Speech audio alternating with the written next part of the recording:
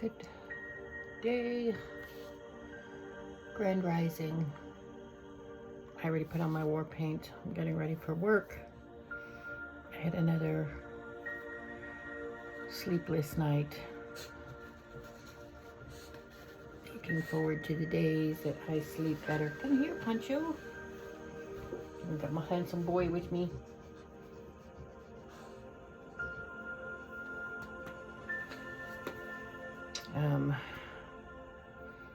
Yeah, so just wanted to do some recording before I go into work.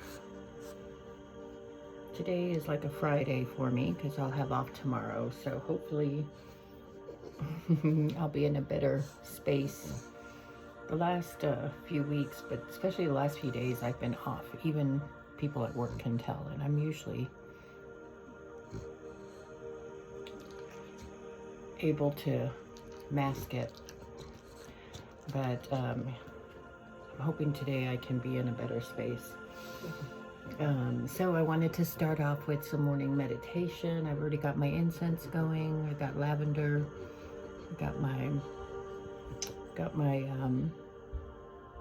meditation music, and I thought I would read, hopefully, from A New Earth or Light is the New Black. Update real quick on the Earth Angel Project.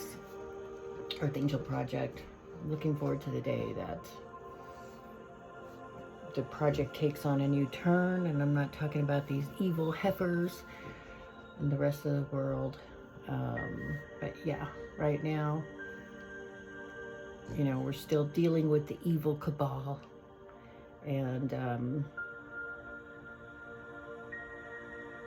I'm still trying to, it's not a fun part. I mean, it's kind of entertaining, I'm sure, for some people, because it's crazy how, with the tarot and the storyline that I've been telling, how things are kind of working out. I mean, obviously, it's a for entertainment purposes only storyline, but it is based off of actual events. So, kind of crazy how, all this prophecy about the exposure and the reptilian evil demonic evil cabal being exposed, although we haven't necessarily seen the reptiles, we've seen some people getting exposed. And fiction or not, it does make me happy to know that, because there was a time, I'm sure in many people's lives, where we're like,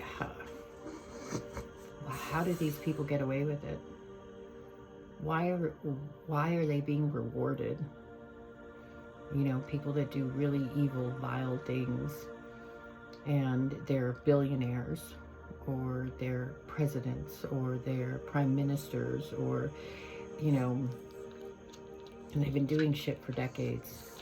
The arrogance is and that's the crazy thing, is because they have been getting away with it, the arrogance, as you know, in addiction, the more you get away with, the more you keep trying for that that high that you first had when you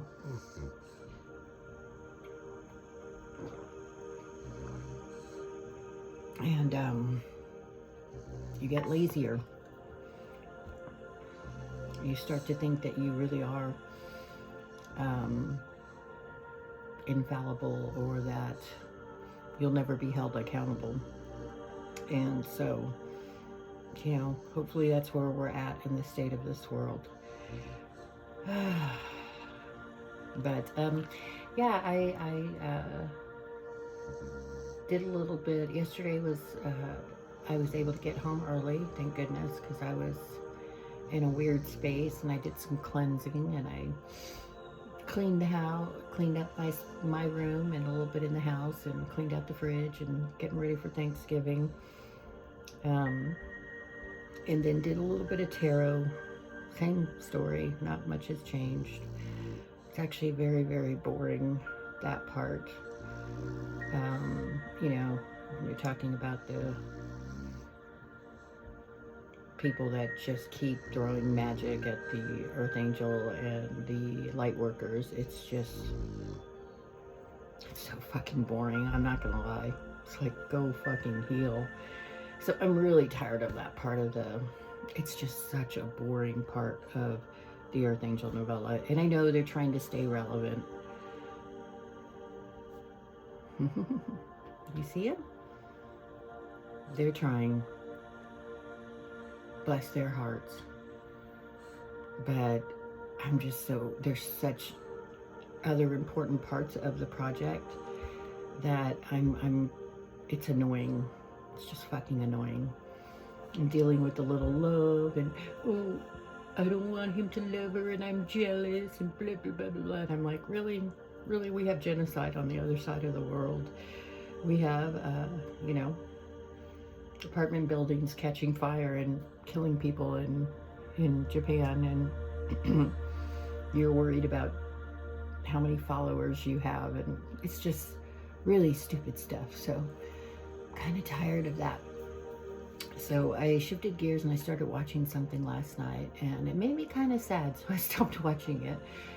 But it was about the show Cat House. And I remember that. I used to watch it sometimes on HBO. And it's kind of like an expose. It was on A&E. A&E does some pretty good shows. And it talks about the background, how HBO... And I fell for it, man. Like, they normalized this sex trafficking and made it look like it was some fraternity. Now, first of all, when I watched it, I always thought, like, it looked like a trailer house. Like, to me, it just looked so... It wasn't high-end at all. But I guess other people saw it as high-end, and they were... It made it very normalized. And there was one part where a lady said, one of the workers said she had been in prostitution 5 years before. And she said that these young people would watch this show and they would come, and he liked them very young. Of course, he's like Trump. He's a disgusting piece of shit. I'm glad he's dead. And I know that sounds harsh, but evil cunt. I mean, he literally sold people. They were nothing but bodies to him. Like evil, evil, evil. And, but dressed it up like he was doing people a favor. It's a really interesting show. I just only watched one episode into it, and I was like, oh. But what she talked about was one profound statement where she says, you know, they don't understand the toll that prostitution takes. It's such a... It takes part of your soul. You know, you are bearing yourself. You are sharing your physical body. And, you know, working on this Earth Angel project, I've learned a lot about spirituality and intimacy. And don't get me wrong, there was a time in my day where I was a little more free with my love. I mean, not necessarily prostitution range, but, you know, I kind of fell into that. I went from Mormon to don't ever sleep with anyone but your husband to, you know, being expressive and having different experiences. And now, you know, where I don't judge people, I try not to judge people for their choices at all whatsoever. You know, my personal preference, I'm celibate at this time, and I have been for a few years. And I'm so grateful that I don't share that sacred energy with other people, because it is sacred. I'm not saying I have to be married to the next person I sleep with, but for me, of course, I'm 51 years old, you know, the next person I am intimate with is someone that I plan to spend, or at least feel that way about them, about spending the rest of my life with them, you know, and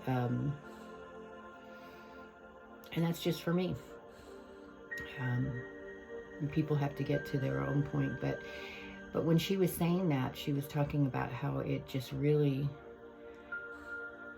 in all other professions and things, this is the one that, like, spiritually, she didn't say spiritually, but when I was listening to it, I was just like, wow. You know, these men that come in, she's like, you're doing things that their wife would never do, or this or that, And the more desperate you become for money, the less your boundaries become. And the way that it was set up is, I mean, it was such a sham. They took half of their money and then they charged them for rent, and they charged them for supplies. And, you know, it was very easy to get, it was, getting in wasn't the hard part. Getting out of this was the hard part, because you ended up in debt and you ended up addicted. You ended up, I mean, it's just such a sad, very sad tale. There was one Latina in there, Holly, I think her name was. She kind of broke my heart. But she was very vulnerable in sharing her story, and so I may take that into doses, but it also talks about the responsibility that HBO had, and it talks to the directors and people that were part of the show, and some looking back and going, wow, you know, we made it okay. And the crazy part was, there was some of the young girls that ended up being in the later seasons talk about how they started watching the show at 11 and 12 years old and started thinking, wow, this sounds like something I might be interested in. And I remember, even when I was young, the blurry vision that we had on TV and HBO and pay-per-view stuff, and me being very curious about sexuality, and part of that, and I was raised Mormon, so that was so shameful. But I also look back and I think, holy shit, you know, I was sexualized at 4 years old. I started being touched and molested at 4, and at 10, you know, it started again with my uncle. So yeah, of course I was curious about that shit. I didn't understand it. I didn't understand why. In my case, it was men thought that was such a big deal and wanted that kind of stuff out of me. And I couldn't understand how my body would betray me, because, you know, it almost craved that, or it wanted to understand that. So it just made me a little sad. I thought it was just my experience, but it seems like it's a lot of kids' experience, and how we normalized it. And the people in the show, at least some of them, had regret about it. And there was one executive director who finally left HBO, and she's a human rights advocate, a beautiful African-American lady, and she speaks on the show. And I love seeing things like that, you know, taking more accountability and trying to right their wrongs and admitting, you know, now I know better, so I'm going to do better. Not digging your heels in and saying, well, it was just a job and people have their own free will and blah, blah, blah, blah, blah. And I fell into that trap. I was like, you know, people can own their own sensuality and so forth. And yes, they can, but to purposely, you know, tell lie vision, right? Go on TV to polish a turd and make it look like it's the best thing ever, when in reality it doesn't show the dark side of it. It didn't show, you know, the reality. It's not reality TV, it's a false reality. And so, yeah, the guy was a fucking creep. He literally looked at humans like timeshares. I guess that's what his original business was in. He's like the Trump of prostitution. It was just vile and disgusting. Very vile and disgusting. And so, yeah. So that was last night. And I pray for those women, and I applaud the ones that came on the show to speak up and speak out about their experiences and their true experiences. And I pray for healing for them. And we really failed them as a society, and we failed a lot of our young women.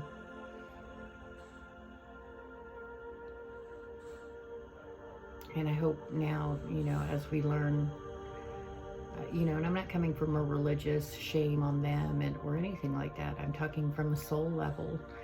These women just were manipulated and And yes, they had their free will, but I've been there, man. I've been where, I've been beat with such oppressive standards to almost going opposite, and that's part of the journey.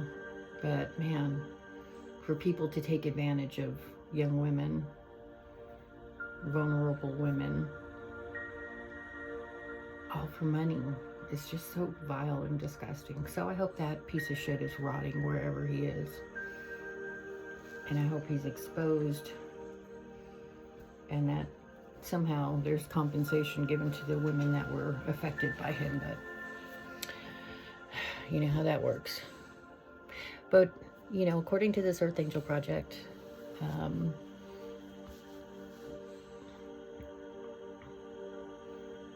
we're not going to see evil cunts, even if they're physically dead, get away much longer with what they have been getting away with. And at least the truth will be exposed. So, I know, kind of heavy this morning. So let me try and get it. Oh, hold on, let me get the rest of my coffee.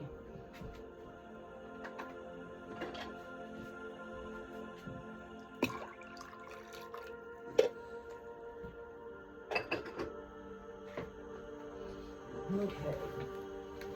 Try and get a little bit of a better space. But I am a little tired today, so hopefully the sugar and coffee will kick in. Let me check on the time. 9:04. Okay. So, I did listen to one tarot this morning before I started, and it was really, really cool. Missy, I love her. I haven't listened to her quite in a while, because there's so many different tarot readers out there and so many stories. But she's the leader of the pack this morning on Wednesday collection.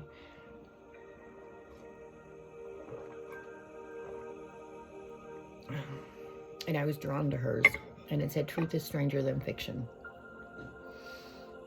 And man, she hit the nail on the head today. Like, I hadn't listened to her in weeks, so it was really cool how she talks about, past lives. She also came from a really strict religious family. She's queer. Yeah, I totally relate to that. I connect with her, even though she's a young whippersnapper. I really like her. She's an old soul, and I really connect to, how she was so invested in her religion, but she was also denying who she was. And she talks about how her heroes broke her heart because they could never accept her as being queer. And to see her now, and she talks about self-deletion thoughts and things like that. She's really cute. She puts on her little clown nose, trigger warning. And her thoughts are kind of all over the place and random sometimes. But she also brought up one of my favorite authors, Richard Rohr, and The Universal Christ. And that was a book I shared earlier this year that changed my life too. I bought it for myself for Mother's Day, and this is at a time period where I was scraping by just to get any money. I had a friend that was helping me out, and that was my Mother's Day gift to Mia, and it was such a good book. I need to pull it out again. And then there's another one that talks about modern day prophets, which is amazing. Maybe this weekend that's what I'll study instead of going into those dark rabbit holes, because I'm really tired. I'm really ready for justice in this world. But I'll keep telling the story, even the ugly, crusty parts. Anyway, it was a really cool reading. And again, confirmation to the storyline that I've been sharing. So thank you, Missy. I love you, and I'm looking forward to, I think on Friday she's got part 2, so I'll have to check that out. But anyway, even when I'm feeling, I don't care, mopey. The Lord is, or the universe is still working behind the scenes to make sure that the project moves along. All right, so the next part we are going to, we've been talking about ego, New Earth.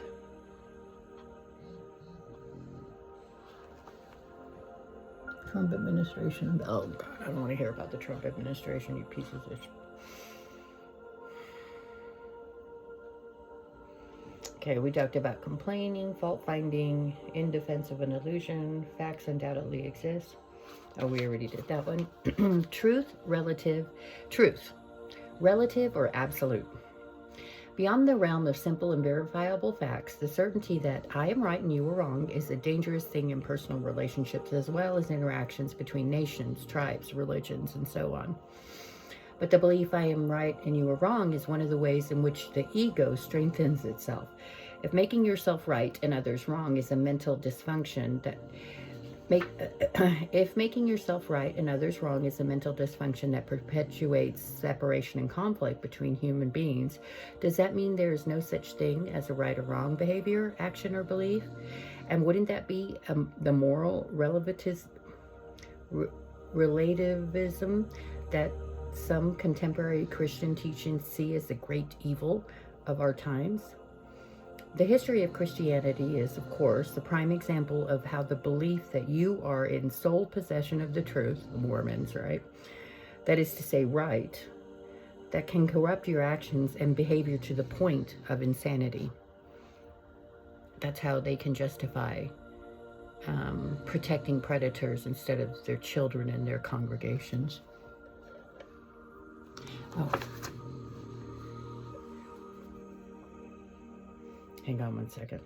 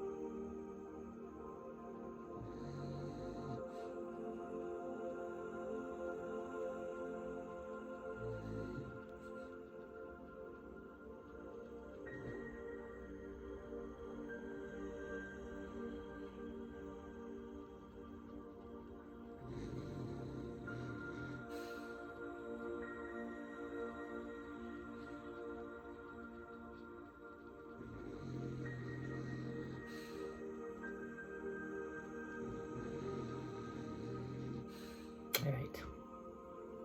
Sorry about that.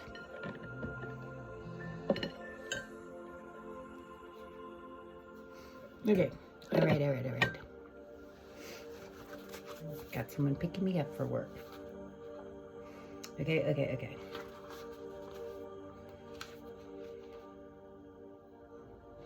For centuries, torturing and burning people alive if their opinion diverged even in the slightest from the church doctrine or narrow interpretations of scripture, the truth, was considered right because the victims were wrong. They were so wrong that they needed to be killed. The truth was considered more important than human life. And what was that truth? A story you had to believe in, which means a bundle of thoughts. The 1 million people that mad dictator Pol Pot of Cambodia ordered killed, and included everybody who wore, including everybody who wore glasses. Why? To him, the Marxist interpretation of history was the absolute truth. And according to his version of it, those who wore glasses belonged to the educated class, the bourgeoisie, the exploiters of the peasants. They needed to be eliminated to make room for a new social order. His truth was also a bundle of thoughts.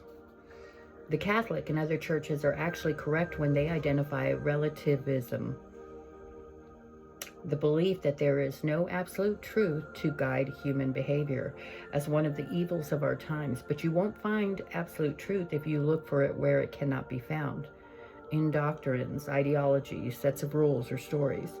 What do all of these have in common? They're made up of thought. Thought can at best point to the truth, but it never is the truth. That's why Buddha says the finger pointing to the moon is not the moon. All religions are equally false and equally true, depending on how you use them. You can use them in the service of the ego, or you can use them in the service of the truth. If you believe only your religion is the truth, you are using it in the service of the ego.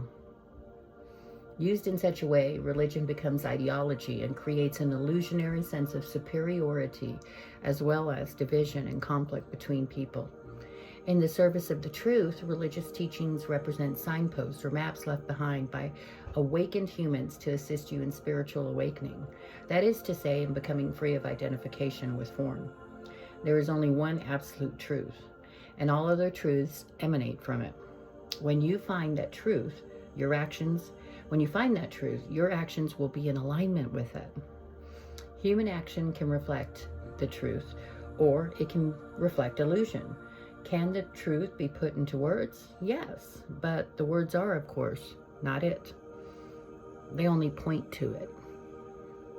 The truth is inseparable from who you are. Yes, you are the truth. If you look for it elsewhere, you will be deceived every time. The very being that you are is truth.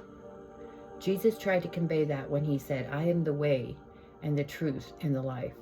These words uttered by Jesus are one of the most powerful and direct pointers to the truth, if understood correctly. If misinterpreted, however, they become a great obstacle. Jesus spoke of the innermost, I am, the essence, identity of every man and woman, every life form, in fact. He speaks of the life that you are. Some Christian mystics have called it the Christ within. Buddhists call it your Buddha nature. For Hindus, it's Atman, in the indwelling God. When you are in touch with that dimension within yourself, and being in touch with it is your natural state, not some miraculous achievement, all your actions and relationships will reflect the oneness with all life that you sense deep within. This is love. Laws, commandments, rules, and regulations are necessary for those who are cut off from who they are, the truth within. They prevent the worst excess of the ego, and often they don't even do that. Love and do what you will, said St. Augustine. Words cannot get much closer to the truth than that.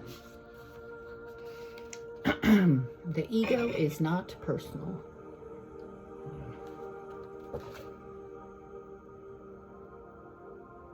Come on now. Come on now.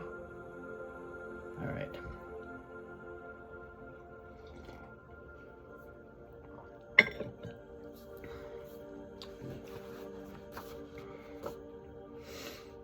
On a collective level, the mindset, we are right and they are wrong, is particularly deeply entrenched in those parts of the world where conflict between two nations, races, tribes, religions, or ideologies is long-standing, extreme, and epidemic. Both sides of the conflict are equally identified with their own perspective, their own story, that is to say, identified with thought. Both are equally incapable of seeing that another perspective, another story may exist and also be valid. Israeli writer Y. Halevi speaks of the possibility of accommodating a competing narrative. But in many parts of the world, people are not yet able or willing to do that. Both sides believe themselves to be in possession of the truth. Both regard themselves as victims and the others as evil. And because they have conceptualized and thereby dehumanized the other as the enemy, look at the Palestinians, they can kill and inflict all kinds of violence on the other, even on children. without feeling their humanity and suffering. They become trapped in an insane spiral of perpetration and retribution, action and reaction. Ugh. Here it becomes obvious that the human ego, in its collective aspect as us against them, is even more insane than the me, the individual ego, although the mechanism is the same. By far, the greater part of violence that humans have inflicted on each other is not the work of criminals or mentally deranged, but of normal, respectable citizens in the service of the collective ego. One can go so far to say that on this planet, normal equals insane. Preach. What is it that lies at the root of this insanity? Complete identification with thought and emotion, that is to say, ego. Greed, selfishness, exploitation, cruelty, and violence are still all pervasive on this planet. When you don't recognize them as individual and collective manifestations of an underlying dysfunction or mental illness, you fall into the error of personalizing them. You construct a conceptual identity for an individual group, and you say, this is who he is, this is who they are. When you confuse the ego that you perceive in others with their identity, it is the work of your own ego that uses this misperception to strengthen itself through being right and therefore superior, and through reacting with condemnation, indignation, and often anger against the perceived enemy.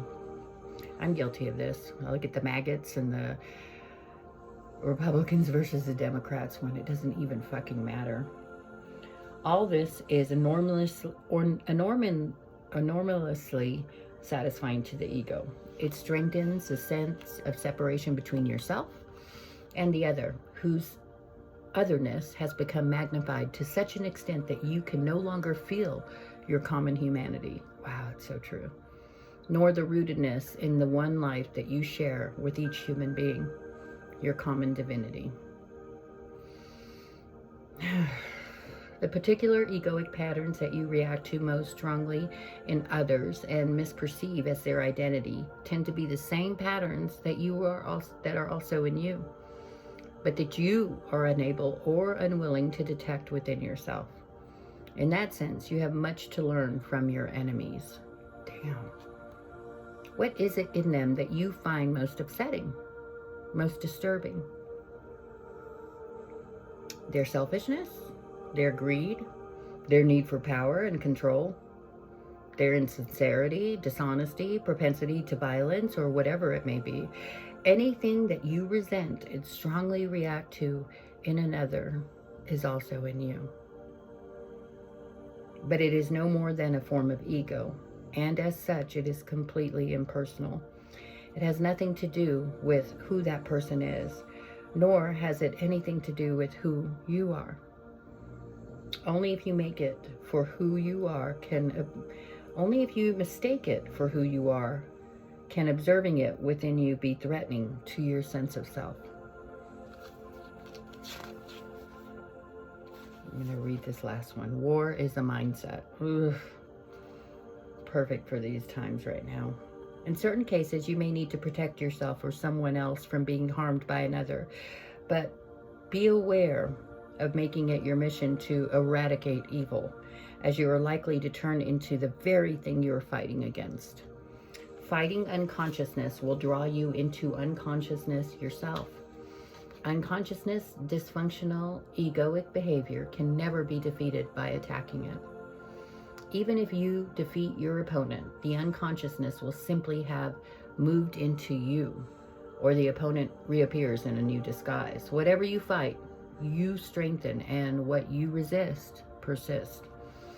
These days you frequently hear the expression, the war against this or that, and whenever I hear it, I know that it is condemned to failure. There's this war against drugs, the war against crime, the war against terrorism, the war against cancer, the Department of War. the war against poverty, and so on. For example, despite the war against crime and drugs, there has been a dramatic increase in crime and drug-related offenses in the past 25 years. The prison population of the United States has gone up from just under 300,000 in the 80s to a staggering 2.1 million in 2004. Fuck. The war against disease has given us, among other things, antibiotics.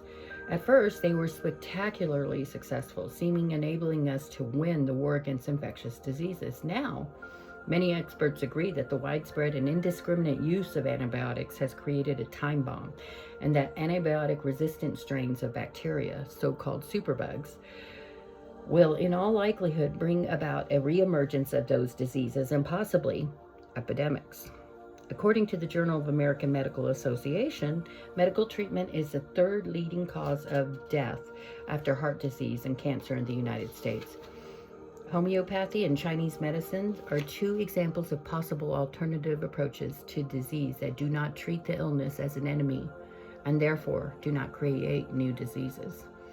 War is a mindset, and all action that comes out of such mindset will either strengthen the enemy, the perceived evil, or, if the war is won, will create a new enemy, a new evil equal to and often worse than the one that was defeated.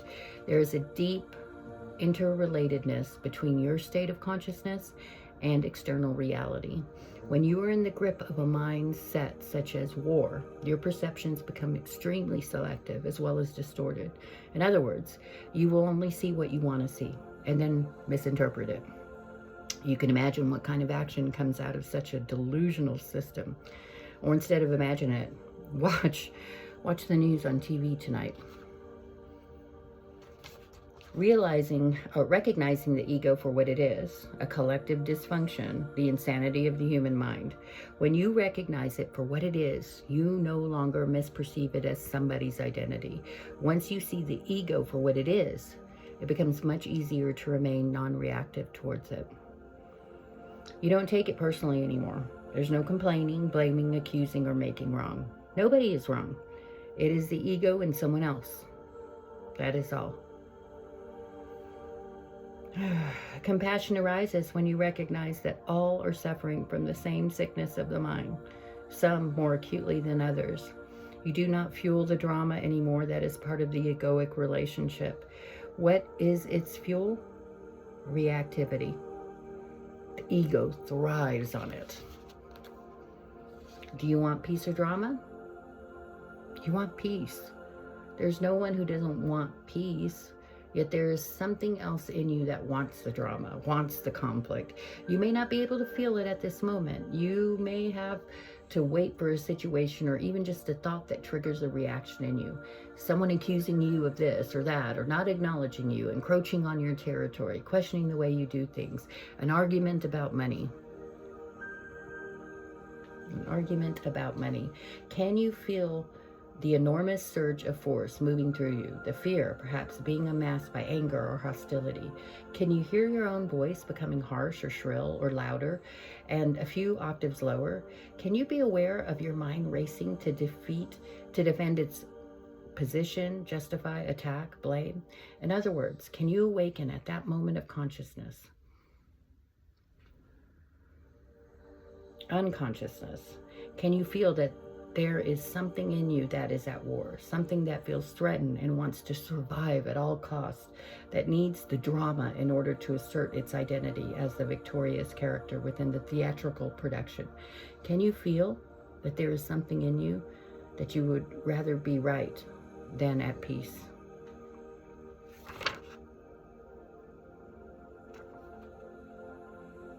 When the ego is at war, know that it is no more than an illusion that is fighting to survive. Beyond ego, your true identity.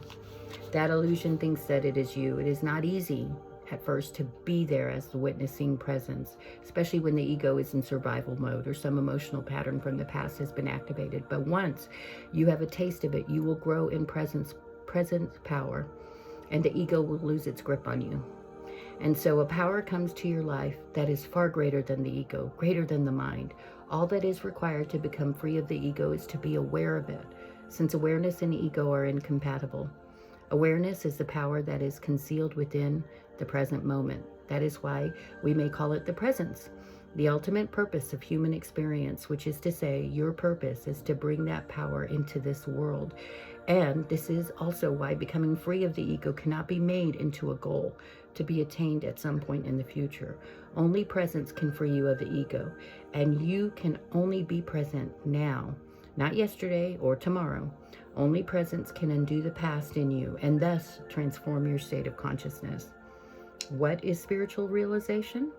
The belief that you are a spirit? No, that's a thought. A little closer to the truth than the thought that believes you are who your birth certificate says you are, but still a thought. Spiritual realization is to see clearly what I perceive, experience, think, or feel is ultimately not who I am. That I cannot find myself in all those things that continuously pass away. The Buddha was probably the first human being to see this clearly. And so anatta, no self, that's a Hindu one, became one of the central points of his teachings. Oh, am I saying that wrong? And when Jesus says, deny thyself, what he meant was negate and thus undo the illusion of self. If the self, ego, were truly who I am, it would be absurd to deny it. What remains is the light of consciousness in which perceptions, experiences, thoughts, and feelings come and go. That is being, that is deeper. True I. When I know myself as that, whatever happens in my life is no longer of absolute, but only of relative importance. I honor it, but it loses its absolute seriousness, its heaviness. Oh, I needed this. The only thing that ultimately matters is this. Can I sense my essential beingness, that I am in the background of my life at all times? To be more accurate, can I sense the I am that I am at this moment? Can I sense my essential identity as consciousness itself? Or am I losing myself in what happens, losing myself in the mind, in the world? All right, I'm going to stop there. I got to get ready for work, and my phone is about to die. Let me see. I got to try and get this uploaded. Oh, good Lord. Are we still in retrograde? Because I'm having so many problems with my phone. Anyway, I certainly hope that you have a wonderful day. If you're listening to this, thank you for being a part of my spiritual journey. I'm grateful for my ancestors. I'm grateful for the protection they provide for me. I'm grateful that I am open and willing to learn, and I ask that I continue to stay that way, to stay out of ego, to stay in the present moment, and stay in gratitude. And so I hope you have a wonderful day, and I will try and catch you later tonight. Love you. Bye.